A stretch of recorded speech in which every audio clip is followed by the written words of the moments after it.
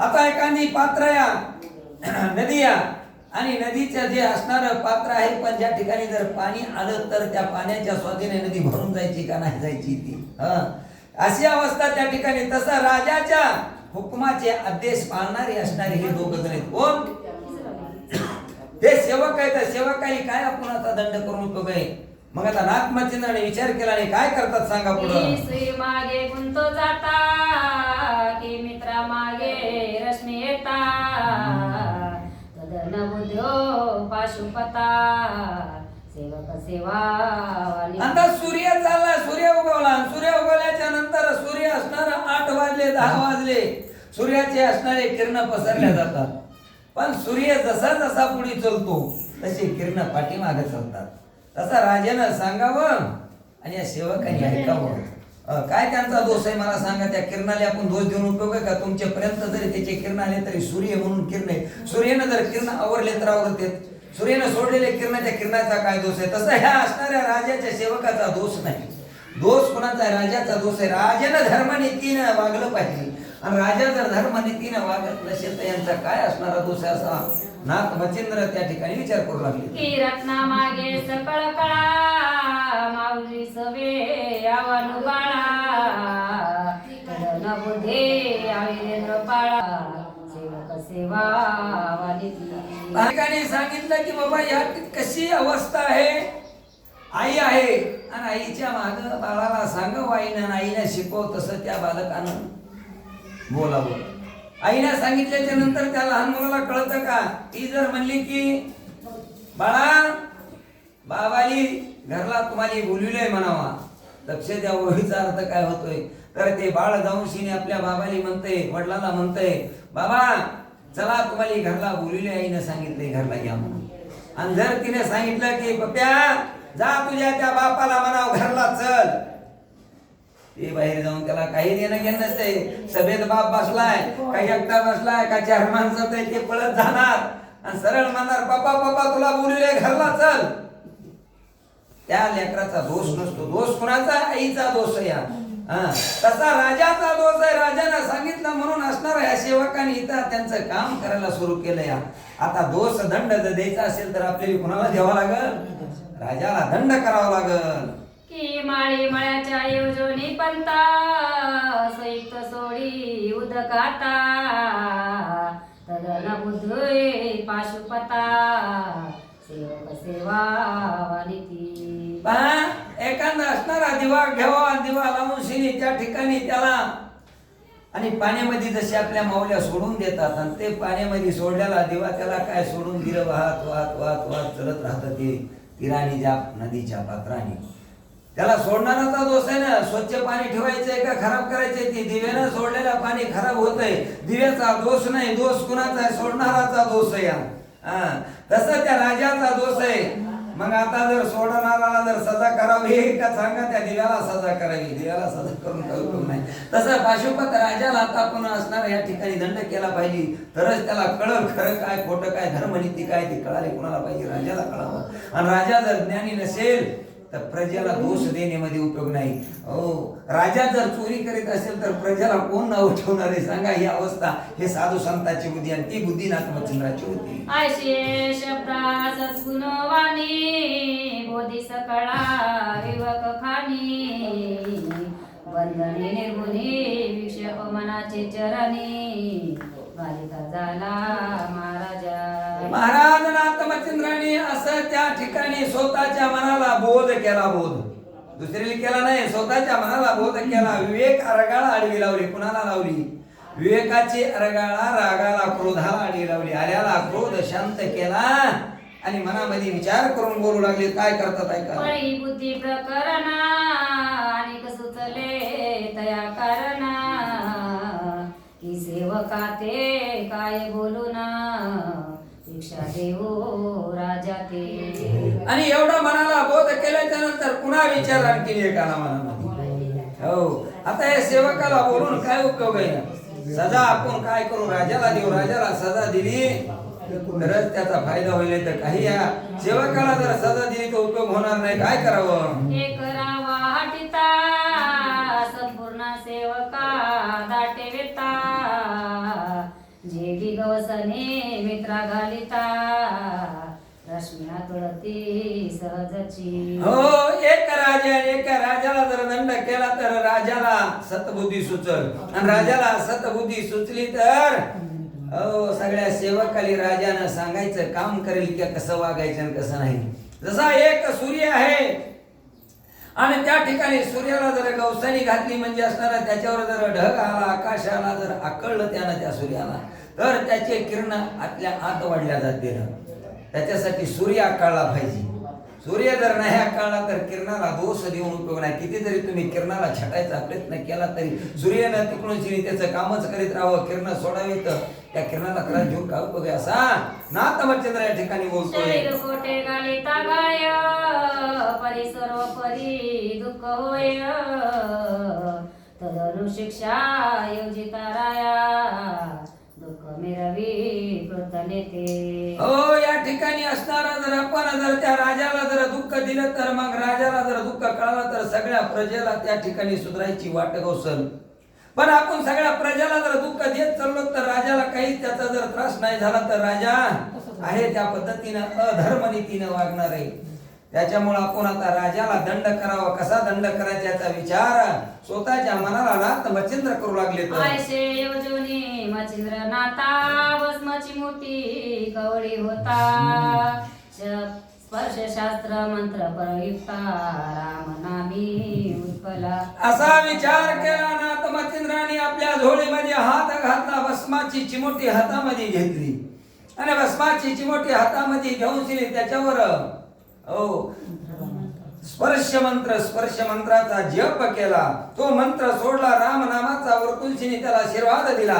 आणि स्पर्श नावाचा म्हणजे ज्या वेळेस तो मंत्र टाकल्या बरोबर ती भस्माची चिमोटी ज्या ठिकाणी पडेल आणि त्याच्यावर जर माणसाचा स्पर्श झाला तर तो माणूस जागेवर चिटकून बसावा. त्याला पुन्हा सोडण्यासाठी लोह चुंबकाचं आणि लोखंडाचं जसं नातं होतंय ना तसं त्याची अवस्था होत असते. आणि ते मंत्र जपला नाथ मच्छिंद्राने आणि ते मंत्र आता कसे सोडतात ऐका पुढं. एकीकडे पशुपता देव वृंदा जुळी होनी प्रणता राम सन्मुखा दंडवत महिमस्तक ठेवितसे. राजाला रोज नित्य नेमानं राजा सुद्धा देवाचं दर्शन घेत होत पण वर्म चुकलं होतं. हो, नित्य नेमानं दर्शन झालेला राजा प्रभू रामचंद्राच्या समोर गेला आणि गेल्याच्या नंतर नतमस्तक झालेला आहे. नतमस्तक दोन्ही हात जोडले आणि हात जोडून आपला मुंडका असणारा ना भगवंताच्या पायावर असणार नतमस्तक झाले. आणि ज्यावेळेस मुंडका खाली चिटकलं भगवंताच्या पायाला त्यावेळेस इतक्यामध्ये नाथ मच्छिंद्राने ती भस्माची चिमुटीचं प्रयोजन केल्याबरोबर राजाची काय अवस्था झाली सांगा. स्पर्श मग येऊन निकट करिता झाला अंगी जगट जगट होता मै पाट बाळा सहज झालीशे. एवढ्याच वेळेचा संधीचा फायदा नाथ मच्छिंद्राने घेतला आणि एवढ्यामध्ये असणारा भस्माची चिमुटी असणारी हातावर मंत्राचा स्पर्श त्या ठिकाणी अभिषिंचन करून मंत्र सोडल्याबरोबर ती भस्माची चिमुटी टाकल्याबरोबर राजा असणारा त्या ठिकाणी दर्शनाला डोकं खाली टेकलं. या एवढ्या मध्ये त्या जमिनीवर असणारं राजाचं डोकं पक्क चिटकलं, पाय जशाला तसे चिटकले आणि जसा बैल आपला चार पायावर उभा राहतो तशी राजाची अवस्था झाली. मुंडकं खाली या पाय पंजावर उभा आहे. आणि त्या ठिकाणी पहिल्या काळामध्ये शाळेमध्ये कोंबडं करायला येत होते. कोंबडं कानं धरायचे खाली वाकायला व्हायचे गुरुजी का सजा होती ती विद्यार्थी नाही अभ्यास झाल्यावर. तशी अवस्था राजाची नाथ मच्छिंद्राने करून टाकली. या राव उठो पाय क्षणी परी सुदृढ युक्त न सोडी मोदीने बाळ पदाधी उभयपणी महियुक्त झाली ती. महियुक्त झाली ती मेदिनी ती जमीन एवढी पक्की चिकट झाली की राजा उठू पाहू लागला. ताकद लावतोय आता दर्शन झालंय उठावं. पण राजाला खरे हात चिटकलेले आणि डोकं चिटकलेलं वरी उचलत नव्हतं. एवढी पक्की असणारी राजाची आणि त्या जमिनीची पक्की असणारी त्या ठिकाणी मिठी बसली. राजा प्रयत्न करतोय का आज अवस्था होती, एवढं का जड लागू लागलंय आपल्याला उठण्यासाठी. राजा मनामध्ये दुःखित होतोय, पण नाथ मच्छिंद्र मात्र लांबून बघत होते. काय अवस्था होती ऐकू पुढं. सैता येत बहुता परी परी विभक्त नये कदा धरित्री बहुश्रमला नाना परी उपाय काही चाले ना. काहीच उपयोग चालत नव्हता. खूप प्रयत्न करून बघितले राजेनं, पाशुपत राजेनं. बरेच वेळेस असणारा ताकद लावून बघितली. जेवढी ताकद लागली तेवढी ती जमीन आकर्षित होऊ लागली. जमिनीला त्याचं डोकं काय करावं काय करायची चिंता लागली. क्षीण झाला असणारा राजा. अरे आज कधीच नाही ही अवस्था का झाली. आता तो राजा ती राजा होता. राजा काय विचार करतोय सांगा. मग बोलावली सेवक मंत्री वृत्तांत सांगे झाल्या परी मने कदान सोडी धरित्री व्यक्त झाली सर्वस्वी. त्यावेळेस त्यानं काय केलं, आवाज दिला बाहेर. आवाज देऊन सेने आपले जे मंत्री प्रधान सोबत आलेले होते, बाहेर उभे होते, त्यांना बोलवून घेतलं आणि झालेला वृत्तांत सांगायला सुरू केलाय प्रधानाने. प्रधानजी, कधी नाही ते आज कस काय हे घडू लागले मला काही कळत नाही. जमिनीवर असणारा माझा डोकं चिटकलं, हे जमिनीवर मला डोकं वरती उचलत नाही. हात माझे स्पर्श झालेला पायाचा तो वरत येत नाही.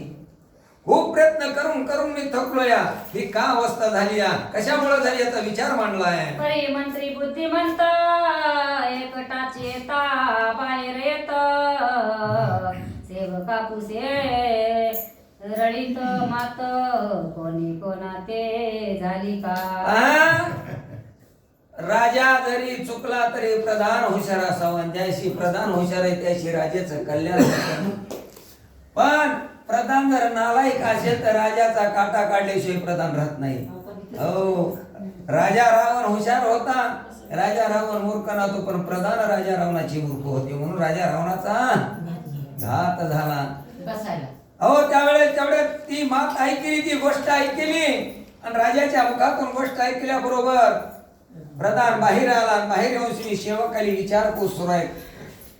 अरे सांगा, आता थोड्या वेळामध्ये कुणाचं बाहेर भांडण झालंय का, कुणाला कुणी वाईट बोललं का, कुणी कुणाची इतर रडी झाली का, भांडण झालंय का, तुझी माझी झाली का, कुणाची कुणी नवीन आलेला एखादा नवा जुना माणूस इथं आलता का, काय परिस्थिती झाली हे विचारायला सुरुवात केलं. मनात मने कोणी जाती आला असेल नगराप्रती गांजीला असेल राजदूती मन शोभला असेल तो. प्रधानाने विचार केला ना, मनामध्ये विचार करू लागलाय.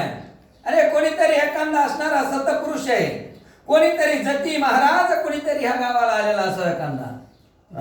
आणि आल्याच्या नंतर आपल्या राजाच्या सेवकाने त्याला कुणीतरी दंड केला असेल, कुणीतरी त्याला बंधन केलं असेल, कुणीतरी त्याच्याबरोबर रडी खेळली असेल, भांडण खेळलं असेल, म्हणून त्याला राग आला असेल का. आणि ज्या साधू संतांची निंदा, साधू संतांची अवहेलना झाल्याच्या नंतर हे असं घडल्याशिवाय राहत नाही. हुशार होता प्रधान, विचार करतोय. मग त्यात एक शोभन येता शोभवरीला श्री भगवंता तयाचे साधू जगी चढिता रोदनावरे देवासी. किती सुंदर कथन ह्या ओळीमध्ये सांगितलं या. अरे त्या साधूचा छळन झाला असेल आपल्या असणाऱ्या सेवकाकडून, त्याला कुणीतरी असणारा नाही ना या शब्दामध्ये ताडण केली असेल. त्याला जरी नाही राग आला, कोणाला साधू संताला नाही राग आला तरी राग येणारा जगाचा मालक आहे. ज्या वेळेस त्याच्या भक्ताची निंदा होती, भक्ताची अवहेलना होती, भक्ताचा अपमान होतो, त्यावेळेस त्या भगवंताला क्रोध येतो. भगवंताला राग येतो. भगवंताला राग आल्याच्या नंतर देव झाला पाठी मोरा, नसलेले विघ्न येतेत आपल्या घरा. हो, त्याच्यामुळे देव पाठी मोरा नक्कीच झालेला दिसतोय. प्रधान विचार करू लागलाय. मई श्रेष्ठ तो आत्रिनंदन परियुगेची शोभवनी आपुले मना श्री आंबऋषीचे केले चळना तरी नसाये देवते. या ठिकाणी असणार आता काहीच गरज नसताना त्या अंबर ऋषीचं जसं छळन झालं. काय गरज होती त्या ऋषीचं छळन करण्याची, पण देवाला शोभ झाला. अंबर ऋषी कारणे 10 अवतार घेतलेले भगवंतानं. हो, अंबर ऋषीसाठी गर्भवासाला गेला. गर्भवासाला इतक्या लहान हो हीच असणाऱ्या आणि हीच याच्यामध्ये जाऊन श्री पोहोचले भगवंत.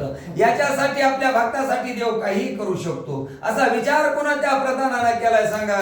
तेने सुदर्शन लावणी पाटी गर्भसोसी आपण जग जेटी